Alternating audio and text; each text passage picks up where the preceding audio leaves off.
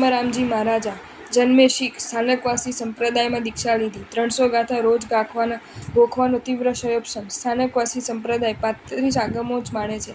આત્મારામજીએ 45 આગમોનો અભ્યાસ ઉપરાંત ટીકા, ચૂર્ણી વગેરેના વાંચનથી મૂર્તિપૂજા શાસ્ત્રસિદ્ધ લાગી.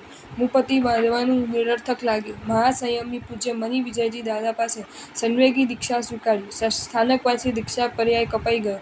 દીક્ષા સ્વીકાર્યા બાદ અદભુત શાસન પ્રભાવના કરી. પૂજ્યજીનું જીવન ચરિત્ર જાણવા માણવા જેવું છે. ગિરિરાજની યાત્રા કરીને ચોંધાર આંસુએ દાદા પાસે રડીને અબ તો પાર ભયમ સાધો શ્રી સિદ્ધાચલ દર્શ કરી અદભુત સ્તવની પૂજ્યશ્રીએ રચના કરી.